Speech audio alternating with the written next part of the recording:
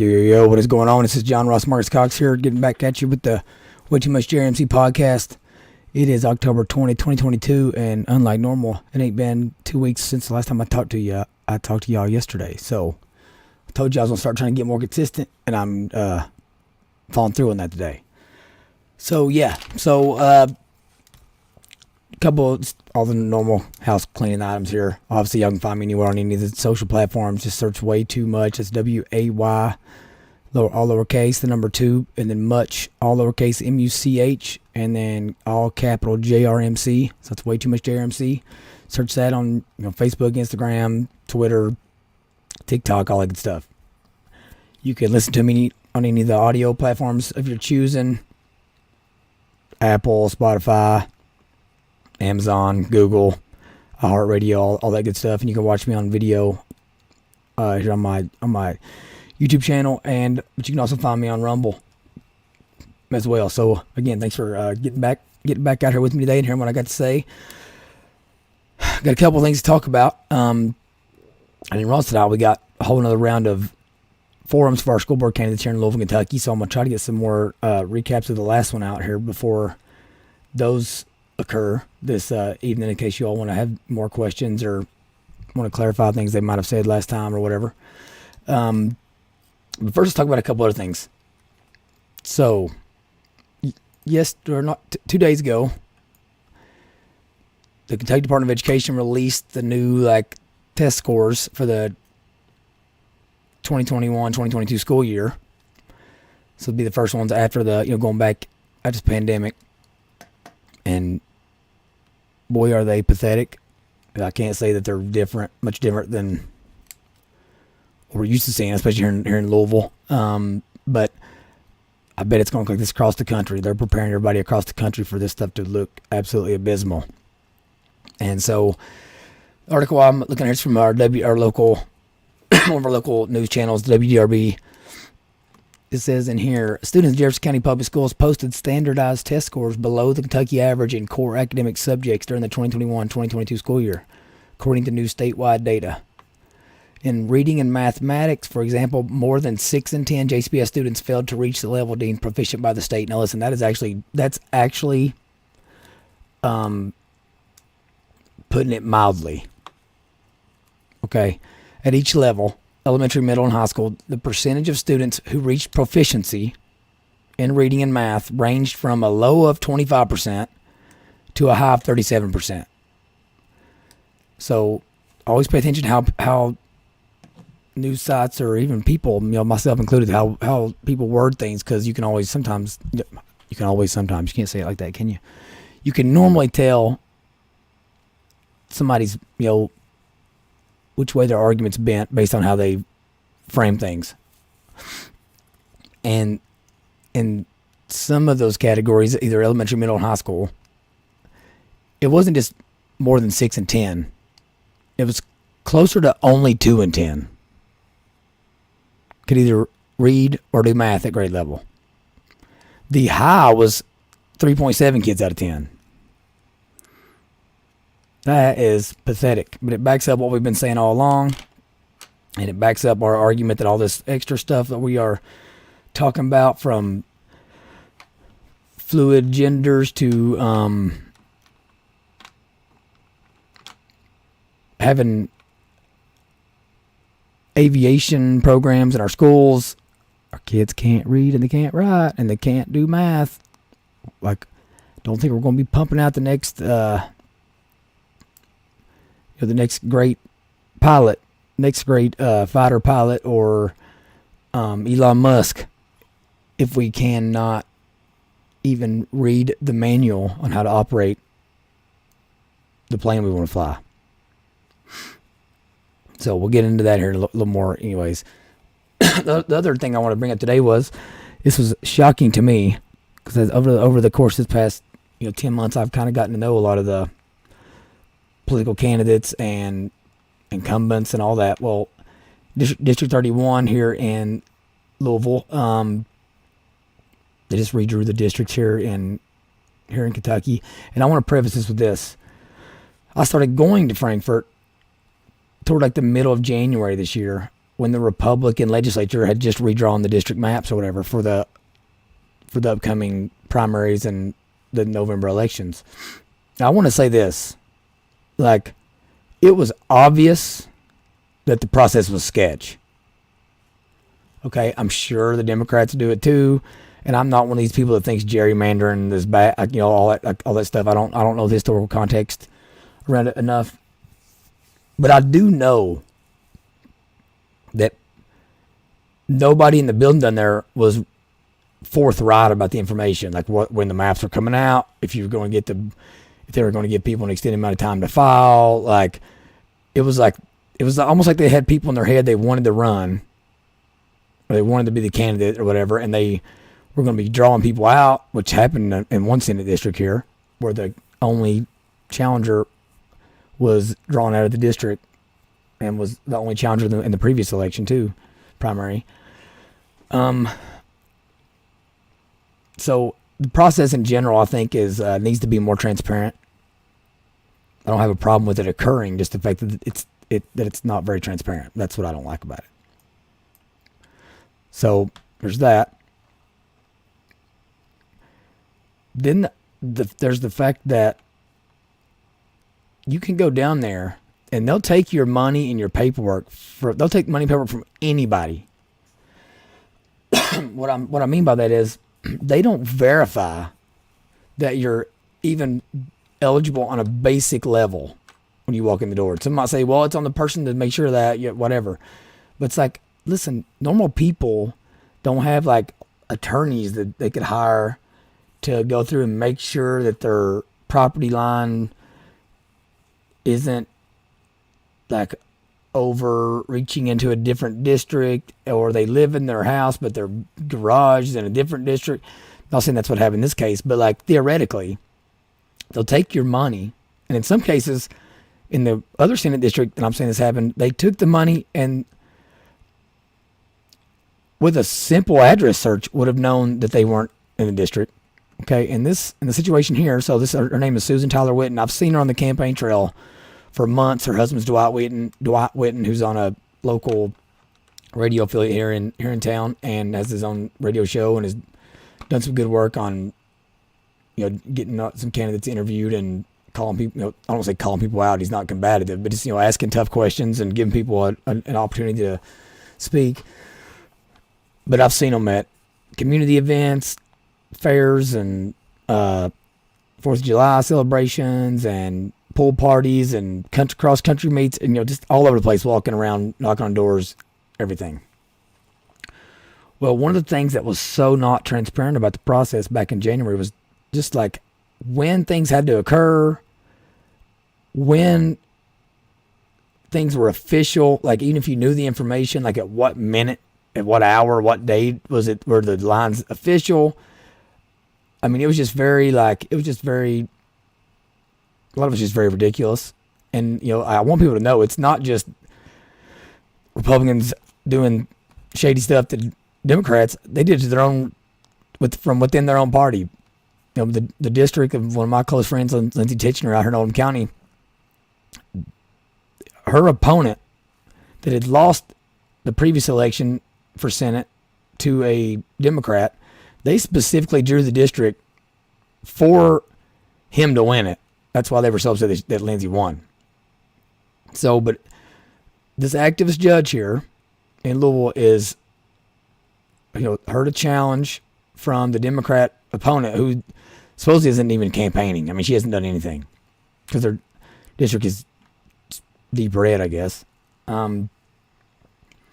State, you know, she was challenging the validity of the address of the two signatures she had to get in her own signature, and she's thrown her off the ballot and disqualified her for this election.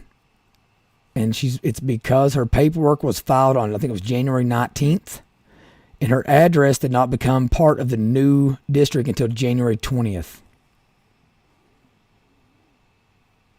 Now again, I'm not saying that that a candidate shouldn't, you know, isn't responsible for doing their own homework. Okay, so it's like, this is more holding everyone accountable here. But one thing I'm going to back her up on is I can tell you right now, she first of all wasn't an establishment candidate, so it ain't like they were like dying for her to run.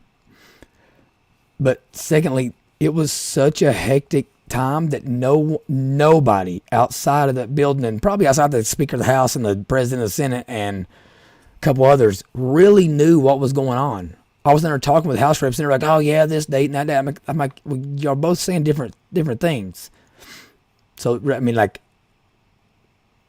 the filing deadline was the 25th. So what was she supposed to do? So they're saying that they literally only gave candidates 5 days from the time they find out that they're in a district to decide they're going to run. Because, I mean, going from one district to another could totally change how you even feel about running. So it's messed up. She's worked hard. People should be up in arms over the process. She's going to appeal it. She absolutely should. But it's like, again, the Republican Party, the conservative right, has got to stop playing by the rules. In Pennsylvania, they literally counted every single vote, they're still doing it, even though the Supreme Court just said you can't count votes that aren't dated, that don't have valid dates on them when they're absentee ballots. They're still doing it. A Republican Secretary of State, Michael Adams, is a crybaby. I don't even know him. I don't know. You try to not judge a book by its cover, but my dude is just like, I don't know. He just ain't got it.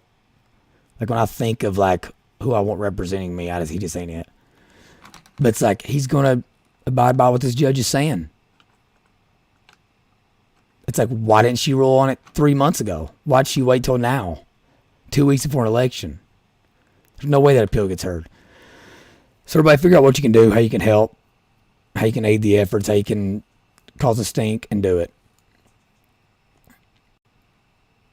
So yeah, so now we're going to get into this Louisville District 1 School Board candidate forum.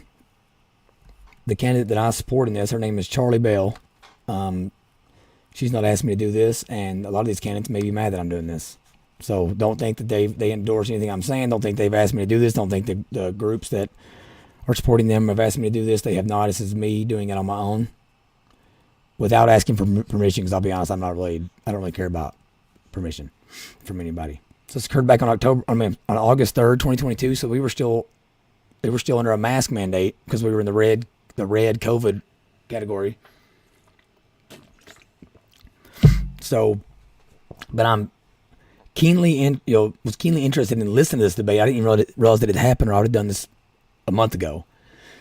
I'm interested in this one because it was a perfect opportunity for me to test and see if some of my hypotheses about similarities between the black community and my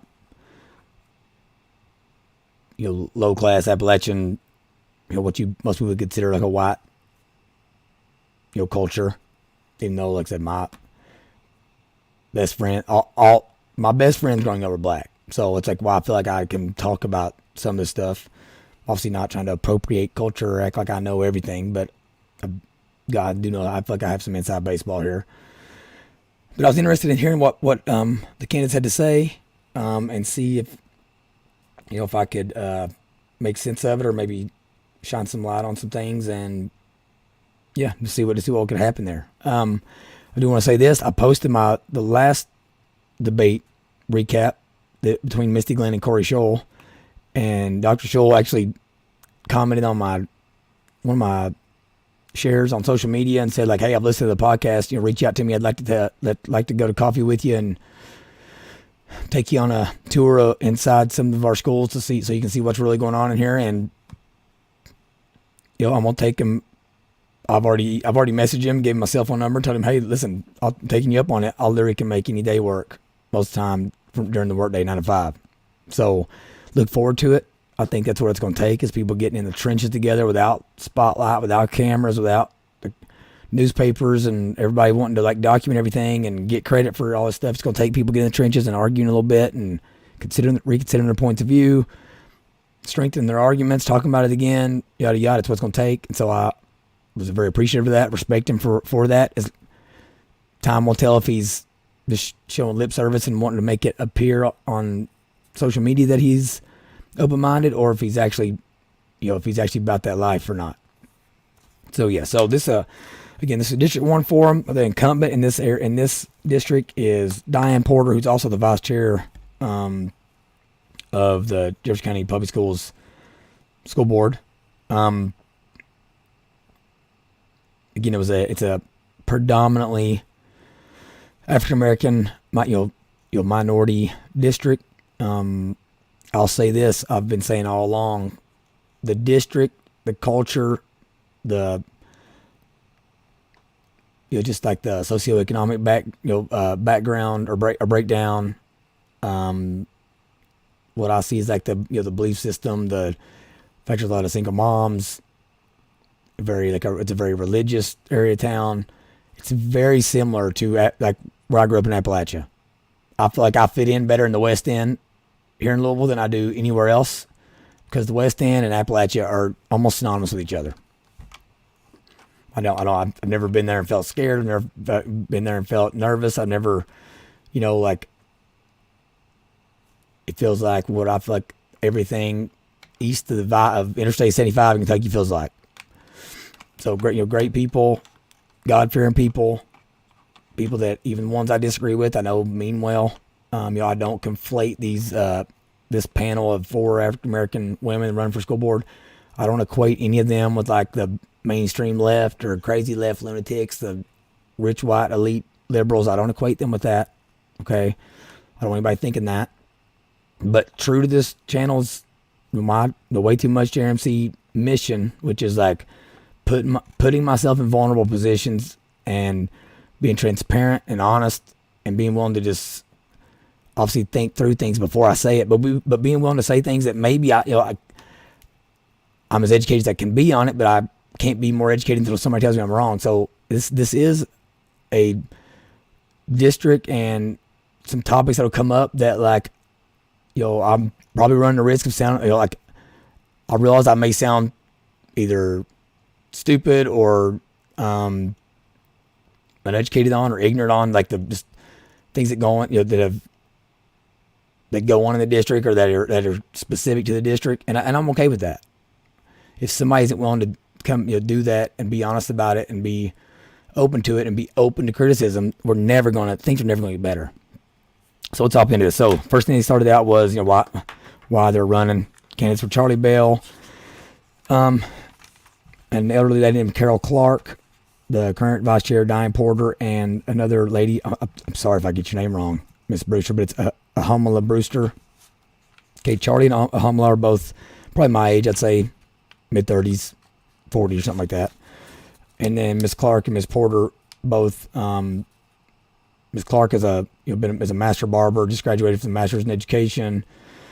Her catchphrase is "Teachers are the foundation of our futures." Teachers. And then Diane Porter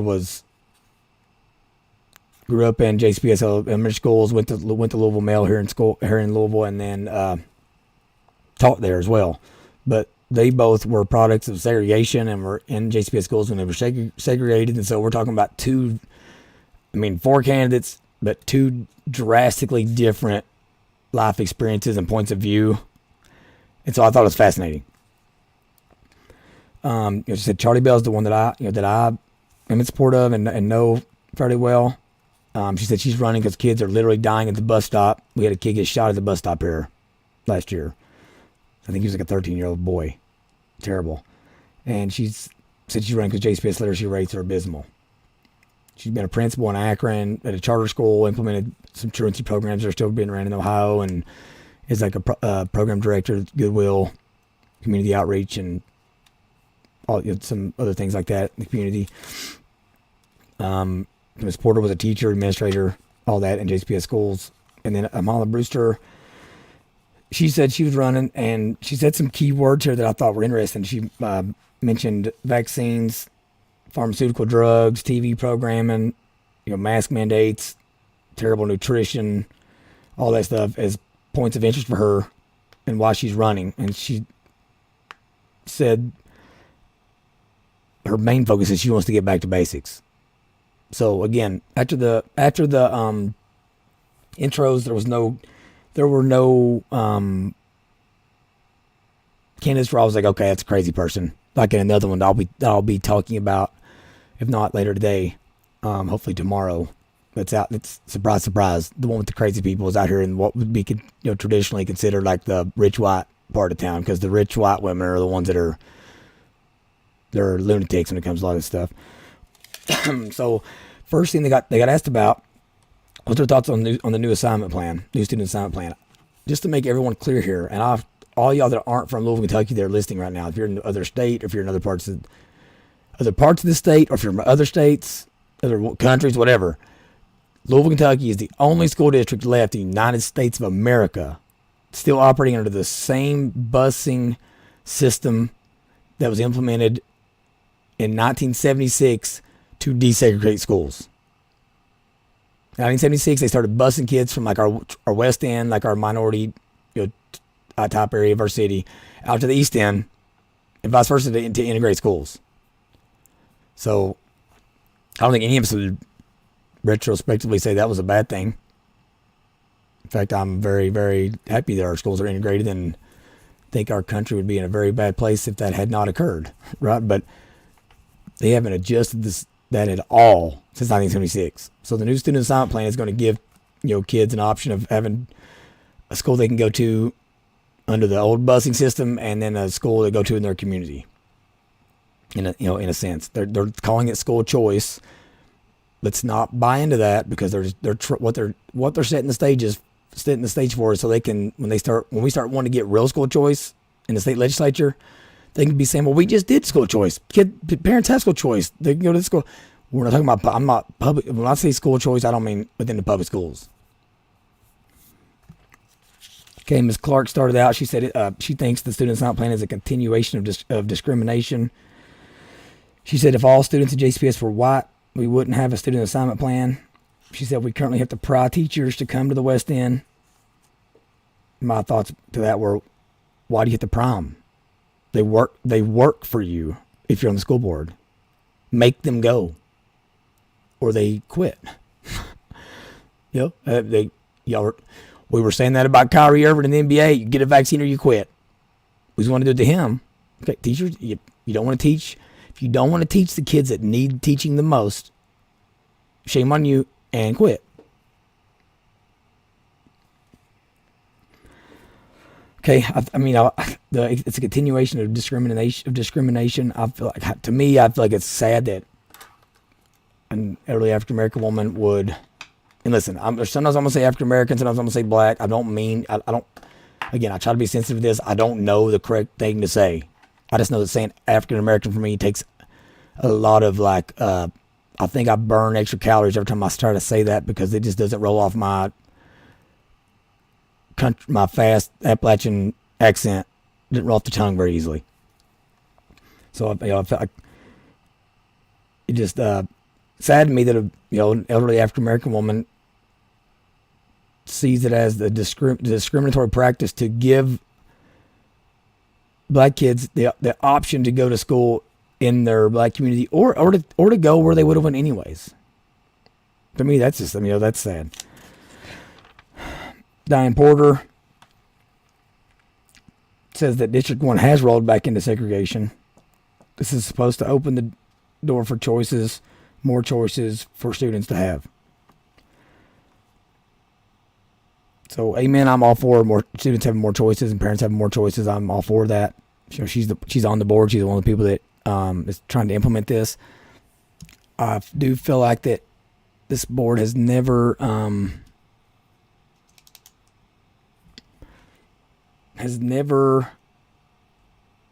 got out in front of things and tried to move the needle forward on opening up and having an open mind towards parents and students choosing to go to different places. So I'm hesitant to think that they're real in this situation. But I will tell you this: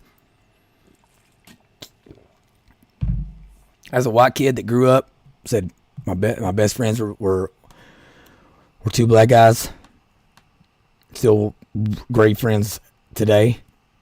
I grew up listening to, I grew up in the 90s when hip hop was exploding on the scene, and can remember my mom trying to take away the first CD she found of me with the explicit content on it. I remember throwing out the window and telling her to go get it.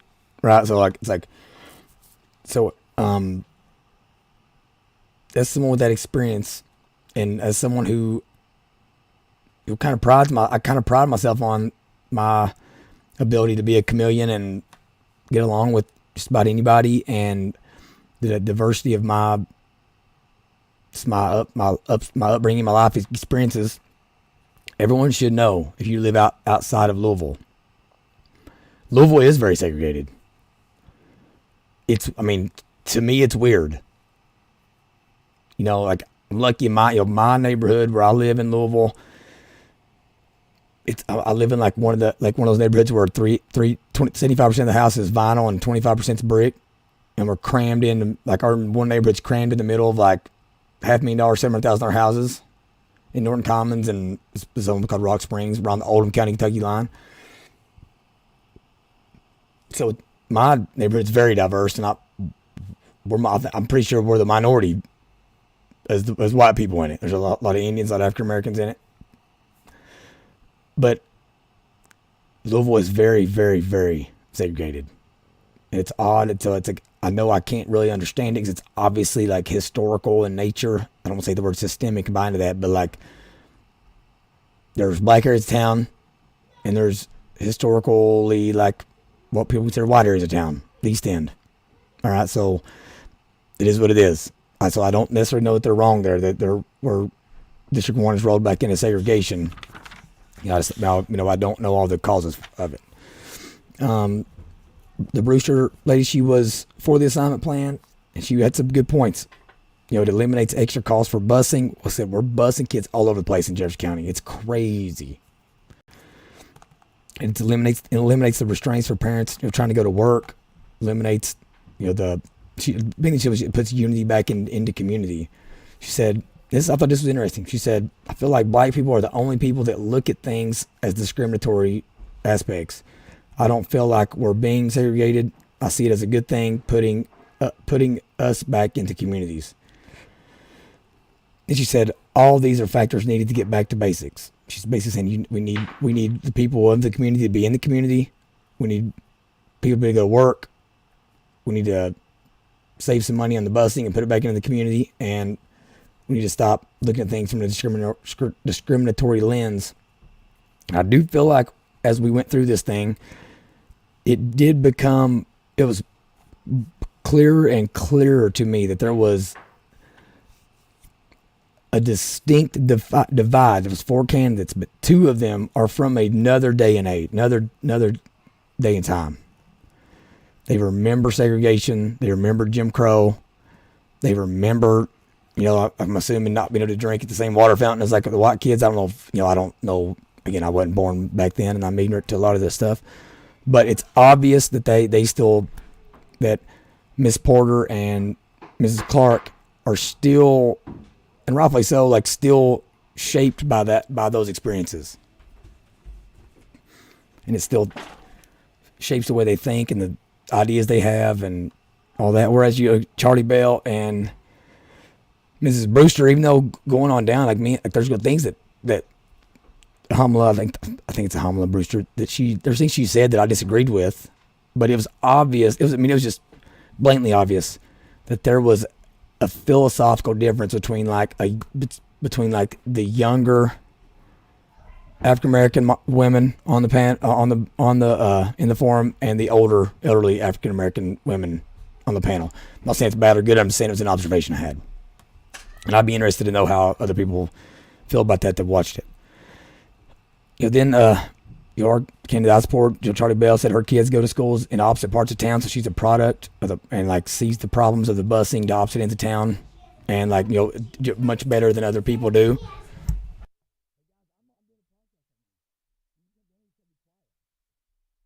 Sorry to mute it. My kids just got home from school. They were acting crazy.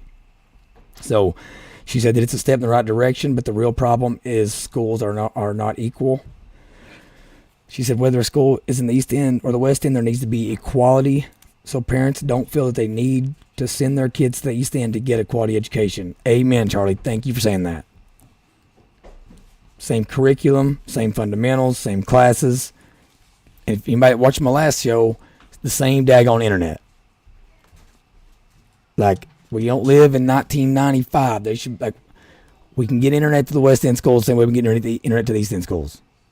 There's no big mountain dividing them, or there's not a bunch of tree cover. You know, it's not a storm in DirecTV where the internet goes out when it's raining. Okay, we don't live. That's not where we live anymore.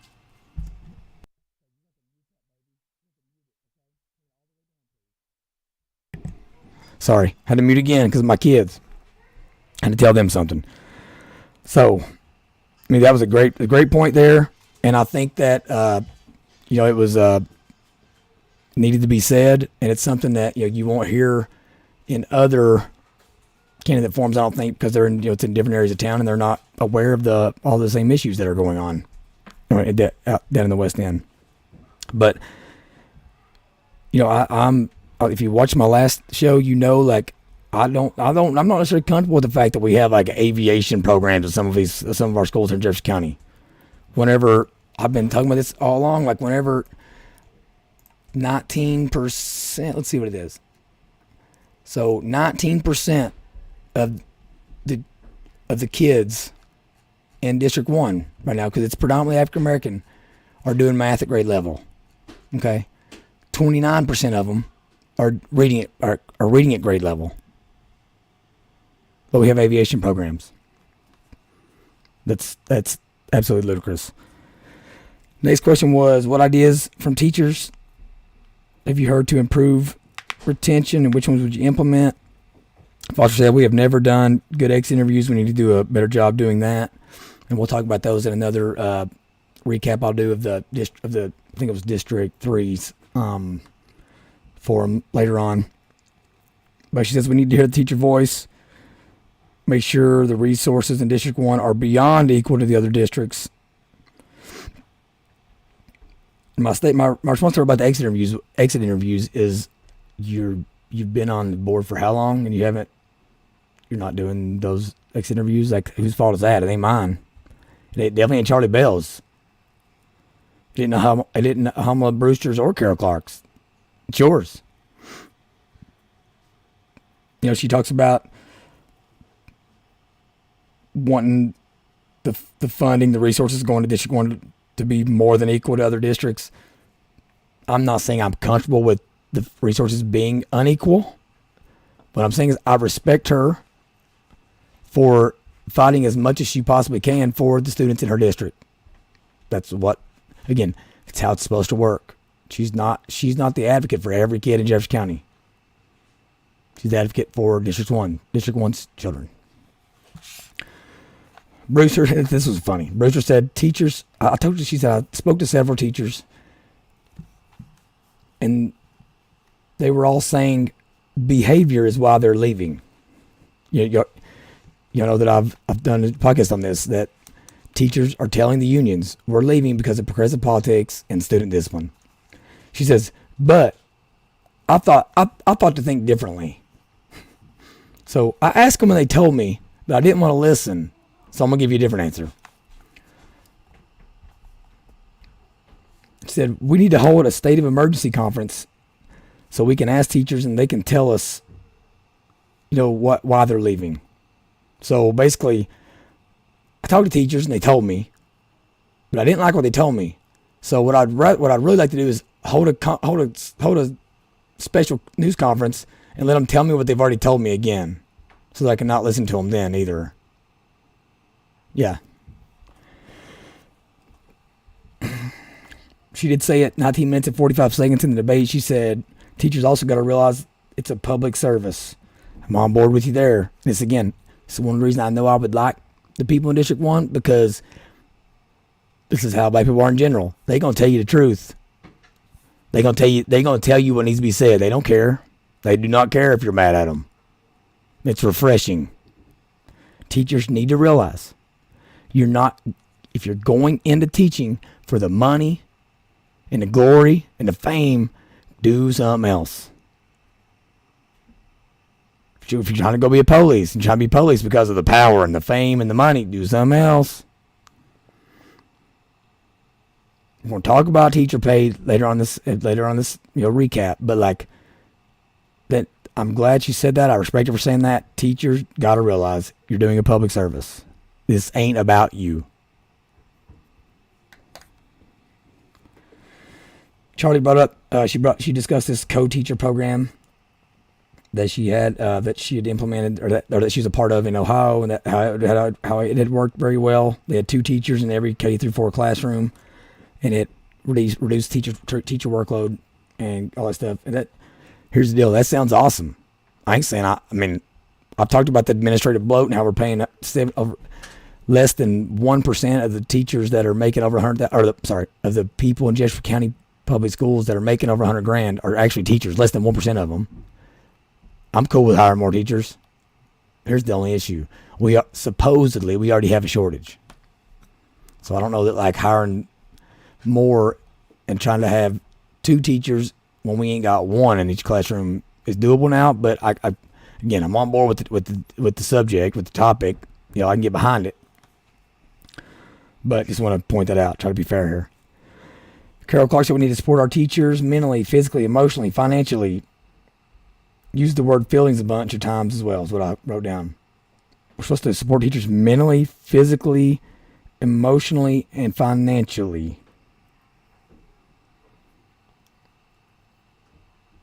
You can.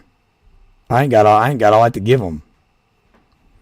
The government doesn't have emotions to give. The government itself doesn't have empathy. It's not a thing. It's a collection of thousands and millions of people. I don't know how they're supposed to support them emotionally. Supporting them financially. Physically, I mean, what's the school supposed to do? People can go work out. Going to the gym ain't easy for nobody. Having a 6-pack ain't easy for nobody. I work out a lot and I ain't got no 6-pack. Every single mom on the planet wants to go to the gym. Very few of them go. So, well, I mean, you want to put a stationary bike in all the classrooms? I mean, I don't know. It's like, again, she's saying a lot of stuff that sounds great, but it doesn't work out. It doesn't play out into the workplace. So I got my notes on here. Says I got Carol obviously believes teachers are not valued.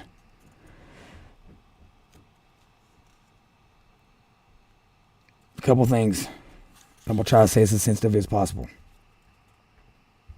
Teachers in Jefferson County specifically make about 35 to 40% more than their rural state counterparts that have the same education and for the most part have the same cost of living.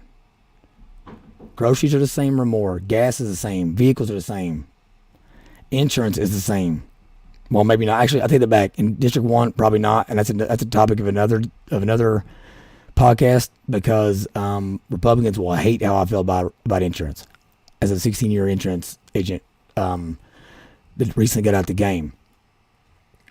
But they're making a rank 1 teacher here will make between $85,000 and $93,000. My mom, like I said in the last episode, makes she retired at $62,000 with a rank 1. And this was like 5 years ago. So teachers by themselves, and a single teacher makes more than the median American household. Teachers will flock to Jefferson County. Yes, there are some that leave Jefferson County every year. But I know people from all the adjacent counties that come to Jefferson County to teach here because of how much they pay. But also, let's just keep trying to have some hard conversations here. My mom's a teacher, and you can call my mom right now and ask her. She'll tell you, yep, he said some stuff like that to me before, and she didn't really push back on it much. But we spent 30 years valuing teachers. And it seems like no matter how much we appreciate them, tell them how much we appreciate them, give them, talk about raises, talk about resources. There's no amount of thank yous that ends the pity party. It just continues on. And I got friends that are teachers up here, and I know ones that are great. I ain't talking about y'all. I'm sorry. I'm not trying to like punch down here.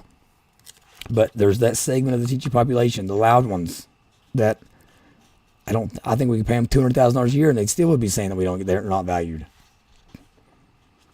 She said she wants to offer an incentive to teachers for loan forgiveness for if they go into teaching at JCPS.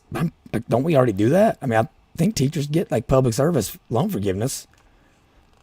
I'm almost positive we pay for like all their graduate degrees if they're educated, if they're like employed with us, like along the way. I don't think that student loans are an issue with teachers the way it is with everyone else.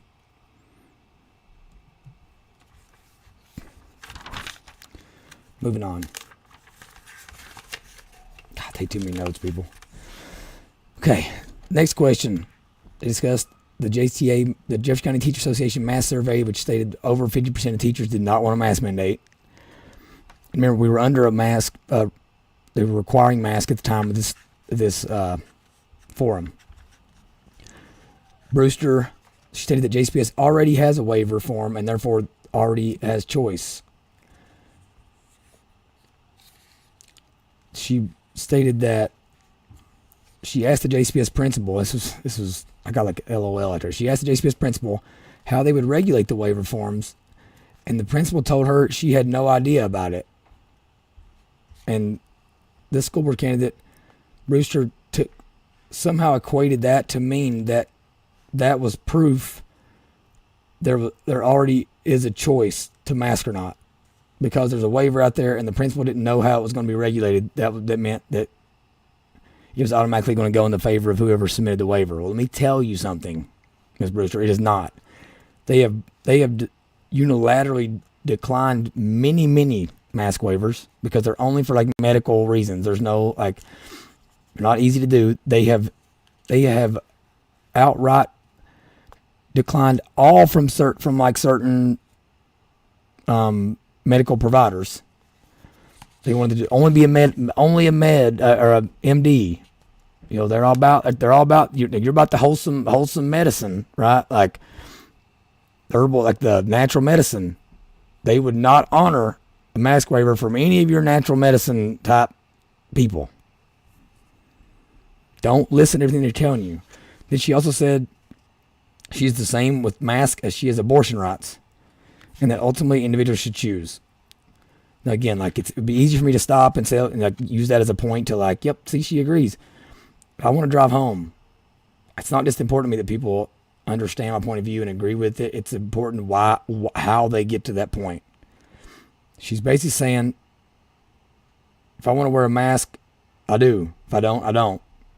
She's saying that's the same as if I get pregnant and I want to murder the baby inside my stomach, then I do. If I don't want it, or if I do want it, I keep it. Not the same. It's ridiculous. Charlie outright says, I'm not for masking. It's that simple because it didn't work. And this is why Charlie Bell's so good, because she'll just tell you how it is. She says, I'm more worried about our babies having the proper nutrition to fight off the viruses that are coming towards us. If you feel more comfortable in a mask, wear a mask. If you don't, then don't. Exactly. Vote for Charlie Bell. Mrs. Clark says, I am for the mask mandate. I think if you value your life, then you would take precautions to take care of it. Well, sweetheart. Oh, I'm sorry. I shouldn't have said sweetheart. I'm not meaning to be demeaning. Like, ma'am, our country's obesity rate, the diabetes crisis, the opioid epidemic, all those things prove otherwise. Like, you would think if you valued your life that you would do things to extend it. But humans, we don't do that.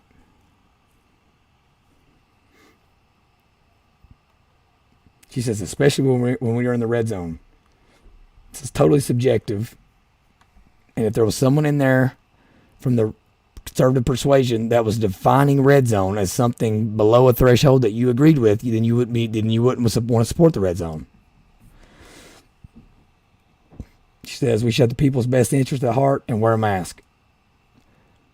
Then you should want choice as well, so you can know who has the people's best interest at heart and who doesn't. So you can know who to interact with and who does and who not to.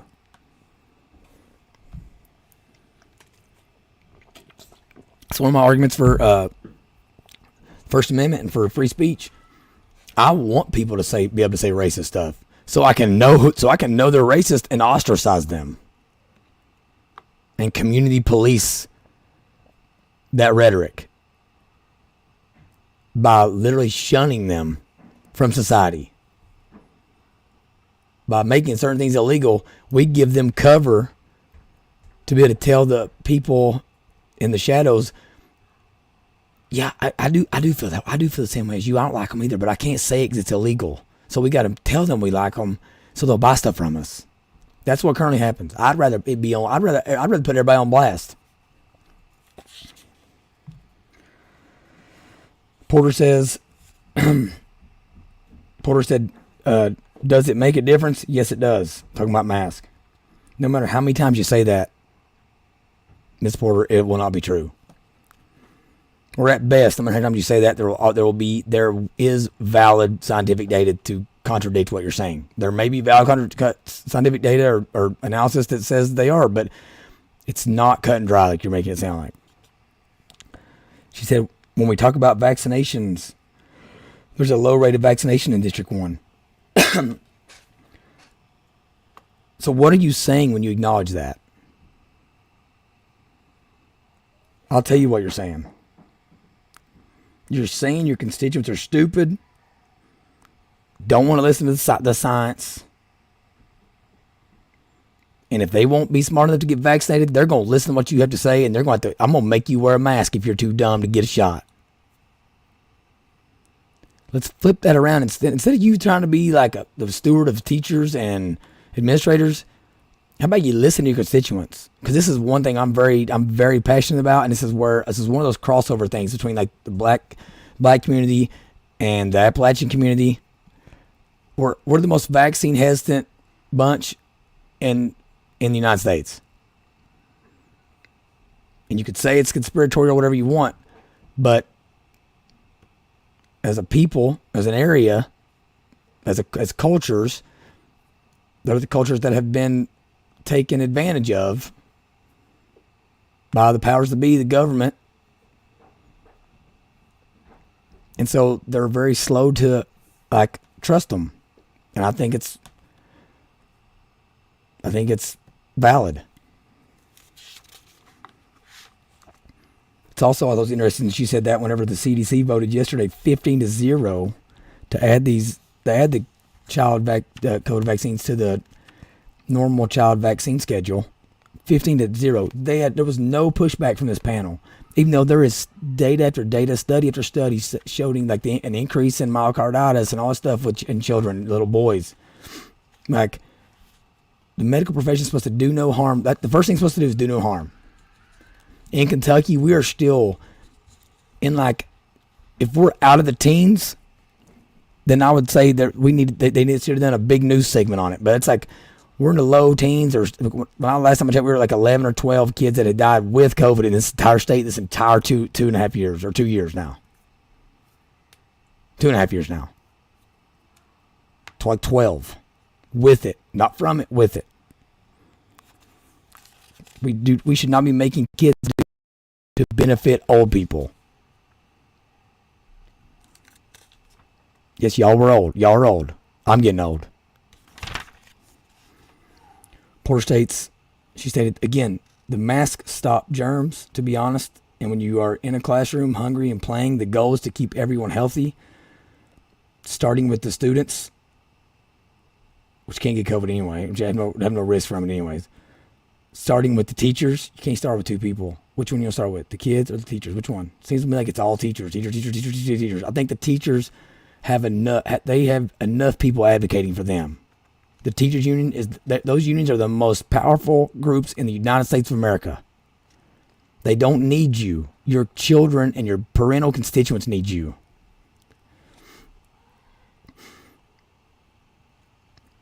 And when students go home, we don't want them to take anything home. Let the people at home worry about that. They know the risk.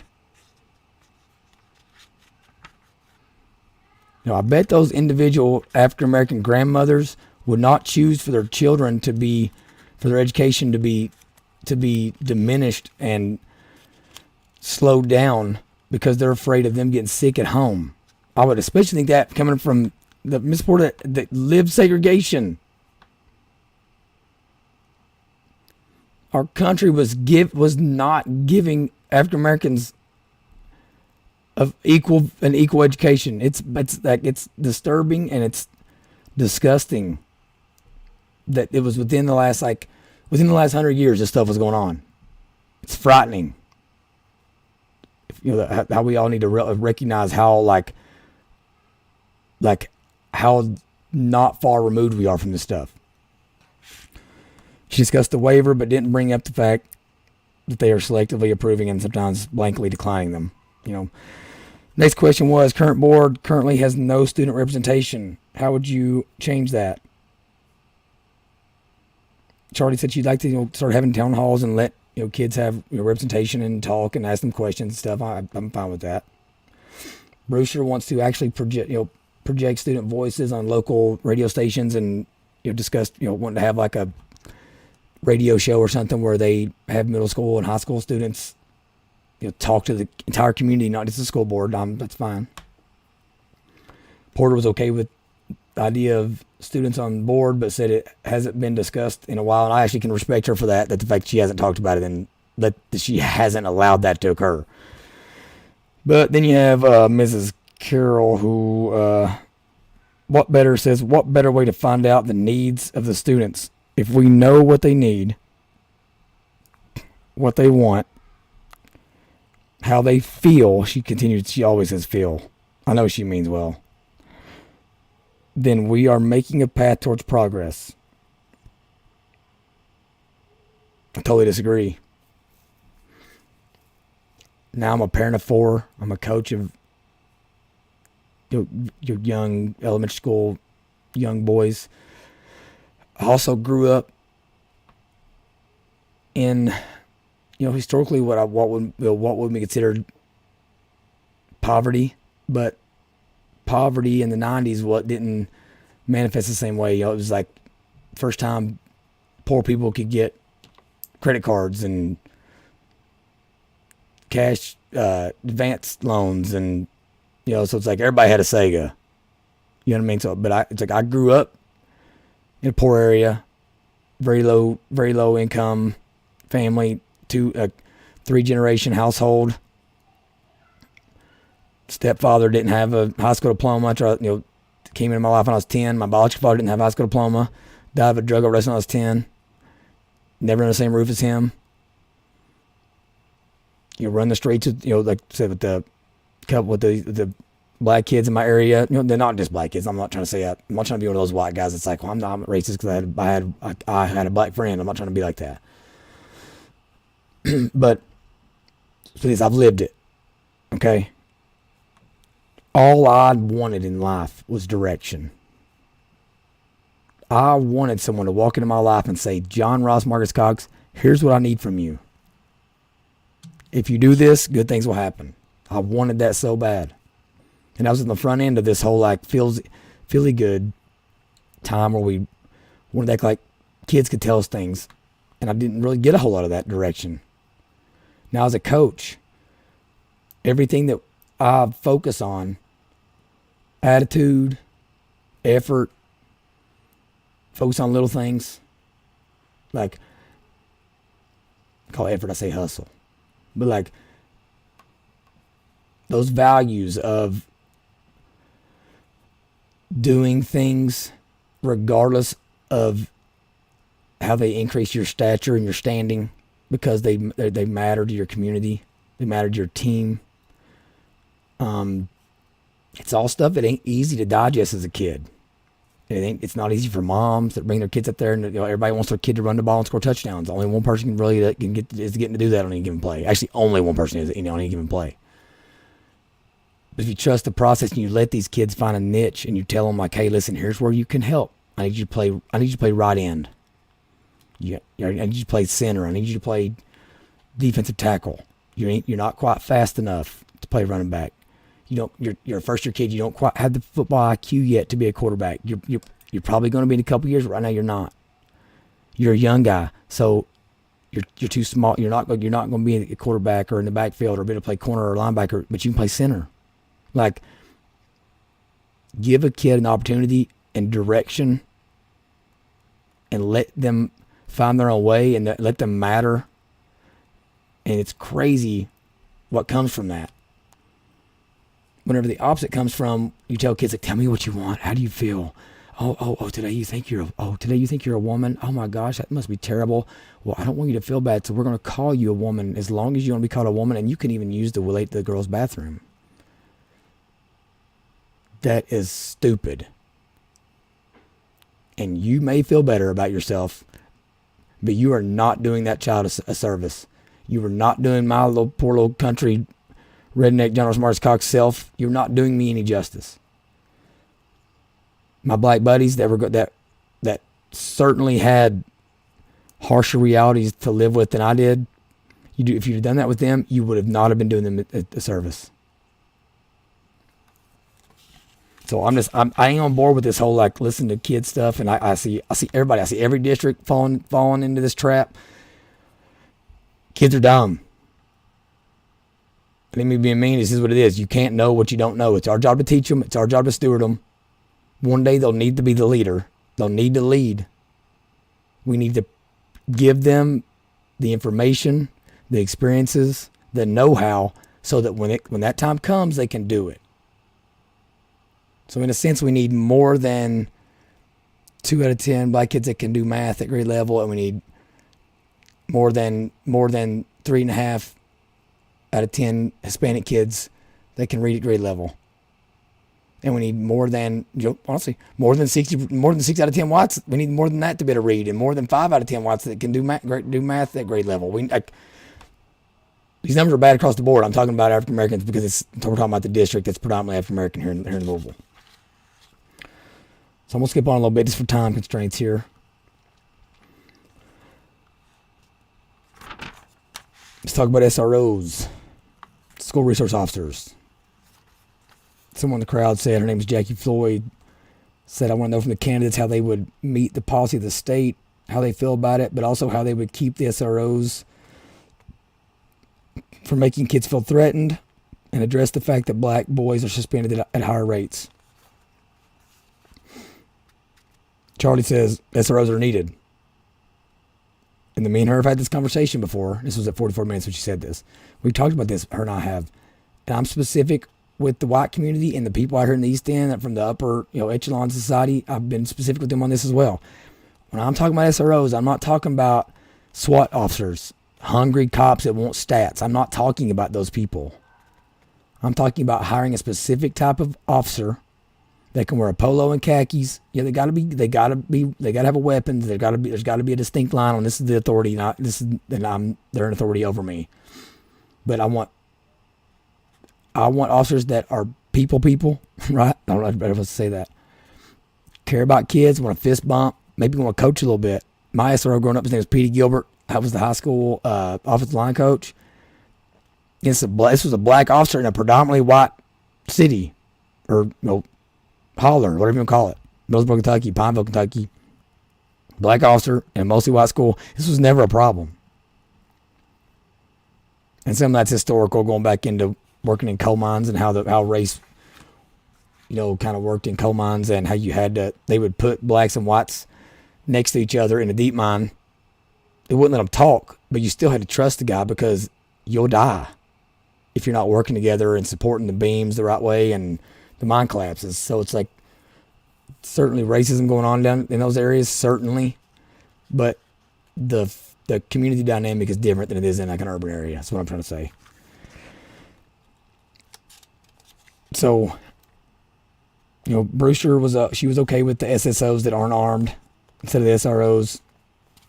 Carol was fine with metal detectors, but not with officers in the buildings, and specifically said that she wanted people not armed, not in uniform, to police the metal detectors. Well, what if they find a gun or a knife or a drug? I mean, what? You want the PTA soccer mom president to be guarding the metal detectors, and when they find the gun, be the one apprehending the person with the gun and taking the gun away when they have no experience with the weapon? That's asinine. You haven't thought that through. She referred to how black kids feel threatened by the uniform. And again, I'm gonna try to be honest when I can be. Actually, I'm gonna be honest always. I'm gonna try to be more direct and transparent about things when I think that gives me an opportunity to maybe speak to the, like in this instance, I'm trying to talk to the communities that aren't minority centered or aren't predominantly minority about maybe a blind spot they have. And I absolutely understand that minorities, specifically like little black boys, feel threatened by police officers in uniform. It is what it is. So we need to respect that, and that's why I'm so adamant about let's get certain people in here to be SROs. I don't want fresh people out of the academy. I'm wearing bulletproof vests and like black Oakleys and black boots, and that's not what I want in here. The goal isn't arrest. When you're a cop, you want to get arrested. You want to arrest people. That's how you get promoted and stuff. We want the opposite of that. The goal of a SRO should be to make community relations so good that where the school you're in has zero arrests occur. But we have to be empathetic here, and you can't know what you don't know. I've been best friends with black kids and spent the night in their house. And actually, my best friends when we were really young, a white guy got beat up by a couple black brothers in the mall, and the KKK come to town. Well, I was at my buddy's house, and the Ku Klux Klan's coming to the town and marching through, and in that moment, his mother was terrified and made us get in the closet, and was pretty clear that, hey, listen, you're at a black person's house. You are under like, things aren't safe for you either, even though you're white. Maybe even less safe because you're a traitor or whatever. It's basically what she was trying to say. That's how they'll see you. But I get to see it in my friend's eyes, and like I couldn't feel it. I know I couldn't feel what he felt, but I know what I felt for him in that moment, and it was nothing but like, I'm sorry. That's all I felt. And I've been on a ride along before and pulled people over like crazy, and at times was thinking like, I didn't know we could stop people like that, or we couldn't do this. Every time we pulled them over, there was a warrant or something out, but like, I don't necessarily know. I mean, like at that time, I don't know that, if I was walking in to be a cop that day, I probably wouldn't have stopped them. But again, like, I'm not a police officer, so I don't know what the day-to-day looks like and what they're looking out for and all that. But I get it.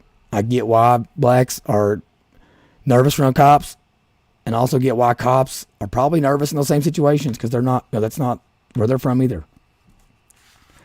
Portia's violence is all over the city. They are coming to school with all kinds of issues, but we do not need armed officers in the buildings. Like, I disagree with that statement, but I did feel like she made a sincere appeal to the community, saying students should not have access to guns to bring to school. She asked for help from the community, but she did not seem to be alluding to, in my opinion, to like gun control or gun seizure or anything like that. Like, I want to give her credit for that.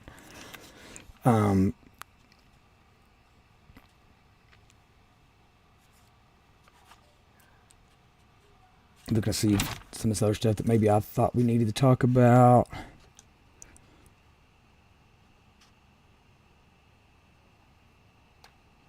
Hamla Brewster brought up just parent responsibility and student accountability.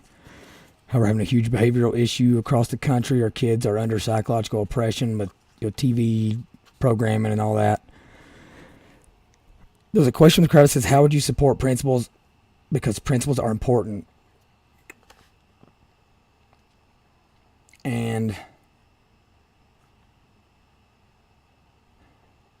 then right after that, and that was within that, Miss Brewster brought up that she thinks, basically stated that she thinks JCPS needs to be broken down so that all 7 districts could have their own superintendent. There's no way of giving them all their own superintendent and keeping JCPS together. But I'm starting to think that's the only way forward is to dismantle JCPS. But I thought this question was interesting because it came from another African American in the community, or I'm sorry, in the crowd.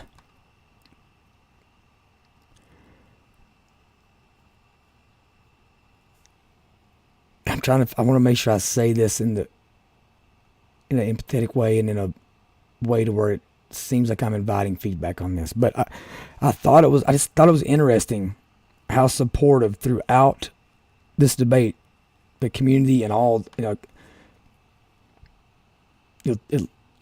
most of the candidates or whatever else said, like, I'm not even just saying I disagree necessarily with what I'm about to say.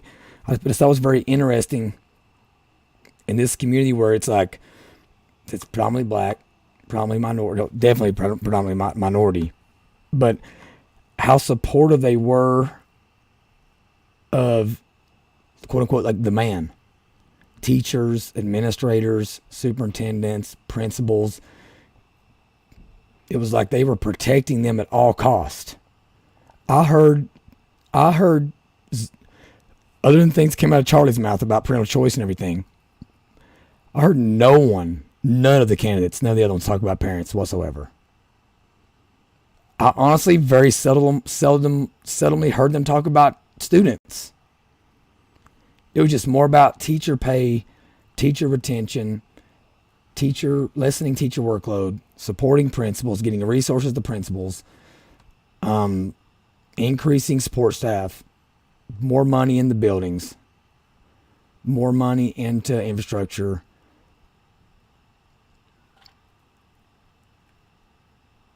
It just feels like people in that community is like they're convinced these people have their kids' best interest at heart, and I feel like it seemed like they're convinced they look like them. But I got some other crazy stats here. It's like it felt like they feel like attacking a teacher or attacking a principal or was attacking their community. That's not the case. In elementary schools in Jefferson County, there's 2,500 teachers. 2,200 of them are white. 300 of them are black. In middle schools, 1,200 teachers. 1,000 of them are white. In high schools, there is 1,675 teachers. 1,500 of them are white.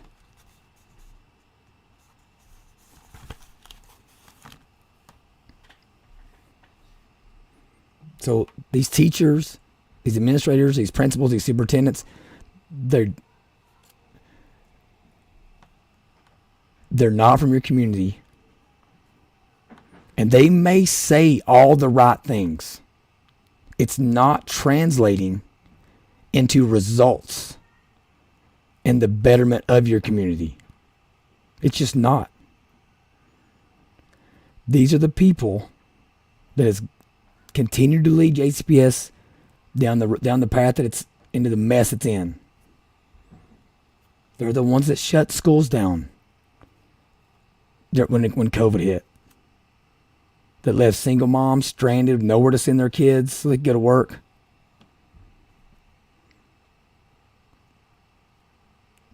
They're the ones that said, yeah, we know COVID.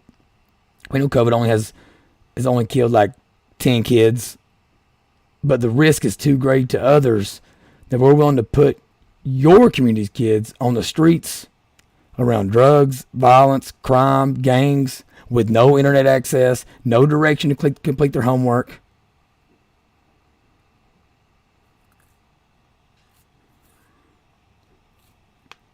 They're the ones that did that. And then when they brought them back to school, they're the ones that said, we don't control all the private schools. So all the private schools that are like 80% white students, they can choose if they want masks or not. But we're choosing to make the learning environment even harder for the kids that can afford it the least. Again, 19% of African Americans are at grade level math in JCPS. 29% of African Americans are at grade level reading in JCPS. We know they are suspending more black boys than any other segment of the student cohort, we're going to put masks on their faces, making it harder for them to read, harder for them to learn how to say letters and words and enunciate and all that stuff because you can't see mouths.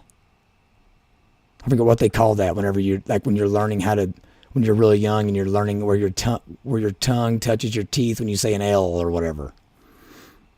We're going to make it harder for them. And again, make that gap bigger. If there's this gap, this educational gap, what do they call them? Like it's like a outcome gap, whatever. If that exists, let's make it even wider because, COVID. We got to, right?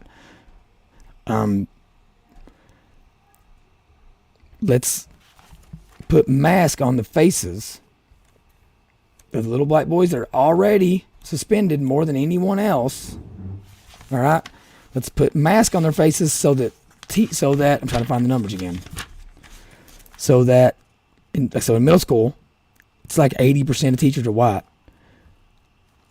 Let's put masks over the smiles of the young kids that 80% of the teachers can't really relate with anyways, and are probably, like we talk about how people are intrinsically like biased on people or whatever, like they're nervous anyways. The white women that are teaching, they say they're not, that's fine, but the data says otherwise. Why we're just suspending them at high rates? Let's put masks on them and let's make that communication even harder. That doesn't make any sense, and it doesn't sound to me like anybody was acting with any kind of empathy towards the actual children that were in those buildings. So, Mrs. Clark, Mrs. Porter, my question for you is, why do you continue to believe in the system that isn't working? And I think I know why. It's because, listen, you're invested in it. And I get that. You went to school when schools were segregated. And these are the same people that integrated the schools. It's that same system. It's that same, so I get it. But we don't live then. We don't live in the 70s. I personally think it's time for new leadership. I don't think it's possible to look forward and reimagine schooling if you were white and experienced segregated schools or if you were black and experienced segregated schools. I just don't, because that would be such a traumatic experience and such a imprint in your brain. I don't know how you'd ever get it out. It's time for new leadership.